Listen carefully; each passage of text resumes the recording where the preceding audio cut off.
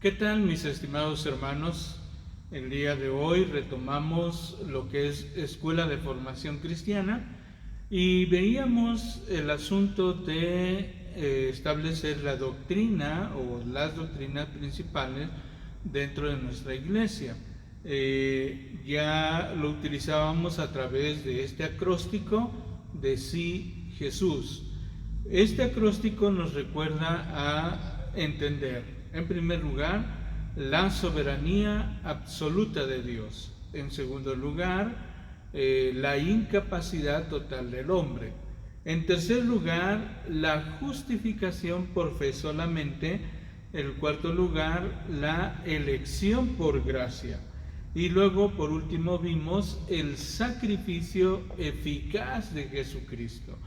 El día de hoy nos toca el penúltimo tema, que tiene que ver con la unidad de los elegidos. La unidad de los elegidos o la unidad del cuerpo de Cristo. Así es de que voy a hacer lectura de un versículo de la Biblia que de alguna manera es la aplicación de estos principios doctrinales que hemos estado estudiando.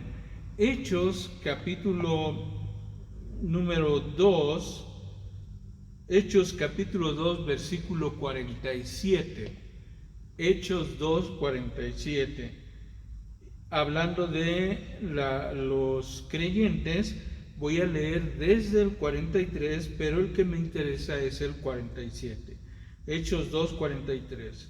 Y dice así: y sobrevino temor a todas personas, y muchas maravillas y señales eran hechas por los apóstoles. Todos los que habían creído estaban juntos y tenían en común todas las cosas, y vendían sus propiedades y sus bienes y los repartían a todos según la necesidad de cada uno, y perseverando unánimes cada día en el templo y partiendo el pan en las casas, comían juntos con alegría y sencillez de corazón. Versículo 47. Alabando a Dios y teniendo favor con todo el pueblo. Y el Señor añadía cada día a la iglesia los que habían de ser salvos. Voy a enfatizar esta última parte. Y el Señor añadía cada día a la iglesia los que habían de ser salvos. Una parte importante acerca de la unidad del cuerpo de Cristo, en muchos casos no tiene que ver con la unidad de pensamiento. Muchas personas tienen la idea de vamos a juntarnos en una iglesia donde todos pensemos igual. No, la unidad no tiene que ver en este sentido. Otros hablan acerca del trabajo y pensamos en el trabajo como vamos a ayudar a las personas, vamos a visitar a los enfermos. Estos casos son importantes, pero ahí no radica la unidad. La unidad, dice aquí, radica en que el Señor añadía a la iglesia cada día los que habían de ser salvos. Lo primero que tenemos que retomar, en primer lugar, es obra del Señor, es la obra del Señor, la iglesia. Eso es lo primero que tenemos que retomar. Lo segundo que tenemos que retomar es que es el Señor quien busca que las personas le conozcan a Él. Entonces, a veces tenemos la idea de pastor o hermano, háblele a mi hijo, o quién no recuerda cuando en las etapas de evangelización nos enseñaban y nos decían: convenza al hombre de que ha pecado, convenza al hombre de que necesita de Jesucristo, convenza al hombre de que confiese delante de Dios sus pecados, como si la tarea fuera nuestra. Aquí estamos retomando que la obra del Espíritu Santo y la obra de nuestro Dios tiene que ver con añadir. a la iglesia los que habían de ser salvos. Es decir, la iglesia del Señor está compuesta no por personas que me agradan, no por personas que me caen bien, no por personas que pensamos de la misma manera, sino la iglesia y el pueblo de Dios está compuesto con los que Dios ha querido salvar, y Él es el que añade cada día los que habrían de ser salvos. Ahora, viene otro asunto. ¿Por qué? Es muy tentador, y lo voy a ejemplificar desde la perspectiva pastoral. Es muy tentador que de repente tengamos ideas como, por ejemplo, pastor, ¿y qué le parece si juntamos una iglesia donde todos piensen igual que usted? Y entonces el pastor va a tomar el lugar de Dios. Va a decir, este sí, este no, este sí me cae bien, este piensa como yo quiero, en fin. Lo mismo estamos pensando en las personas. Las personas estamos buscando iglesias que piensen como nosotros queremos. Bueno, esa no es la unidad que Dios busca. Esa no es la unidad que Dios busca de su iglesia. Acompáñenme por favor a la carta del apóstol Pablo a los Efesios y vamos a leer el capítulo 4. Ya desde el capítulo 1 fue hablando acerca de la salvación y para qué somos salvos. Y entonces en el capítulo 4 dice como título la unidad del Espíritu. Y entonces vamos a leer, voy a empezar a leer, sigan conmigo la lectura, Efesios 4, versículo 11. Y dice así: y Él mismo, está hablando de Dios, y Él mismo constituyó a unos apóstoles, a otros profetas, a otros evangelistas, a otros pastores y maestros, a fin de perfeccionar a los santos para la obra del ministerio, para la edificación del cuerpo de Cristo, hasta que todos lleguemos a la unidad de la fe y del conocimiento del Hijo de Dios, a un varón perfecto, a la medida de la estatura de la plenitud de Cristo, para que ya no seamos niños fluctuantes, llevados por doquier en todo viento de doctrina, por estratagemas de hombres que para engañar emplean con astucia las artimañas del error, sino que siguiendo la verdad en amor, crezcamos en todo, en aquel que es la cabeza, esto es, Cristo, de quien todo el cuerpo, bien concertado y unido entre sí por todas las coyunturas, que se ayudan mutuamente según la actividad propia de cada miembro, recibe su crecimiento para ir edificándose en amor. Dios mismo ha querido traer, dicen los evangelios, dice Marcos, por ejemplo, que Jesús llamó así a los que Él quiso.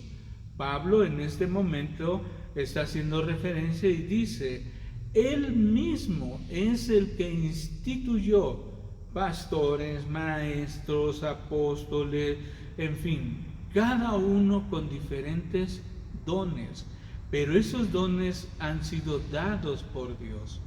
¿Cuál es la finalidad de esos dones? Que todos crezcamos. Es decir, no es el don para que yo crezca, para que yo me vanagloríe, no es un don para que yo me sienta más importante que los demás o descalifique a otros, sino lo más importante es que todos nosotros, que todos, a través del ejercicio de este don, crezcamos. Es decir, si no hubiera estos dones, no podemos crecer, porque Dios no nos llamó a una vida cristiana ermitaña. Yo no puedo llegar a pensar y decir, bueno, todo lo que se hace en la iglesia lo puedo hacer en mi casa, así es de que no tengo necesidad de ir o de asistir o de congregarme a una iglesia. No, sino todo lo contrario. La única manera que yo encuentro en crecer espiritualmente es cuando pongo al servicio de la iglesia ese don que Dios me ha dado. Es decir, mientras yo sirvo a los demás, mientras yo apoyo a los demás, mientras, si se me dio el don de la enseñanza, mientras yo enseño a los demás, yo mismo voy a crecer. No hay otra manera. Veamos un templo así, un templo vacío. ¿De qué sirve ser un pastor de un templo vacío? ¿O de qué serviría un anciano de iglesia de un templo vacío? ¿O de qué serviría un diácono de un templo vacío?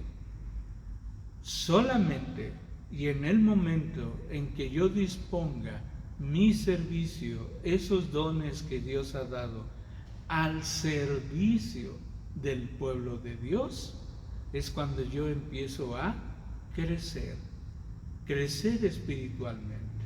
Entonces, la unidad del cuerpo tiene que ver en primera instancia con que Dios es Dios a través de Jesucristo, ¿verdad? Que trae a todos aquellos que habrán de ser salvos.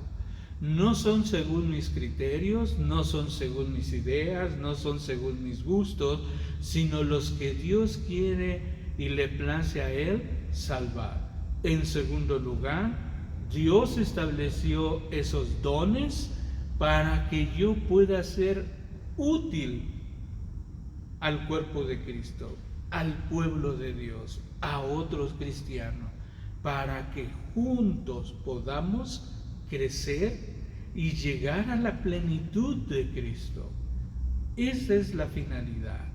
Entonces, mis estimados hermanos, les invito en el amor del Señor, como dice la misma palabra de nuestro Dios, cuidado cuando nosotros mismos tomamos la decisión de no congregarnos. Algunos lo tenemos por costumbre, dice la palabra del Señor. Esa no es la voluntad de Dios. No es que yo crezca solo, sino la única manera de crecer en mi fe espiritual es cuando pongo mi vida y mis dones al servicio del pueblo de Dios. A medida que yo sirvo, yo voy a crecer. Hermanos, reflexionemos en estos temas para ir fortaleciendo nuestra fe. Vamos a orar. Agradecemos, Señor, la bendición que nos das de ser llamados tus hijos, y agradecemos la bendición que nos das de tener dones sobre cada uno de nosotros. Quiero pedirte en el nombre de nuestro Señor Jesucristo que tú seas con cada uno de nosotros y nos ayudes. Padre, provee para tu iglesia de este crecimiento espiritual. Señor, siempre ha habido dones para tu iglesia y dones para el crecimiento y fortalecimiento. Así, Señor, tú has puesto dones en mi vida y en nuestras vidas de manera personal para que nosotros podamos crecer. Y la única manera de crecer es cuando yo miro a los demás para servirles. Señor, nos ponemos en tus manos y te rogamos que nos ayudes para la honra y gloria tuya, en el nombre de Jesucristo y como testimonio del Espíritu Santo en nuestras vidas. Porque todo esto te lo pedimos en Cristo Jesús. Amén. Que Dios les bendiga, hermanos, y estamos a punto de ver el último tema, y a partir de ahí empezaremos a abordar los temas que tienen que ver con los sacramentos, porque nuestra iglesia cree y practica estos sacramentos, y por qué nuestra iglesia en tiempos como esto no los practica de manera virtual. Entonces, todos estos temas vamos a irlos abordando para nuestro fortalecimiento espiritual. Que Dios les bendiga y nos vemos, si Dios lo permite, la próxima semana. Dios les bendiga.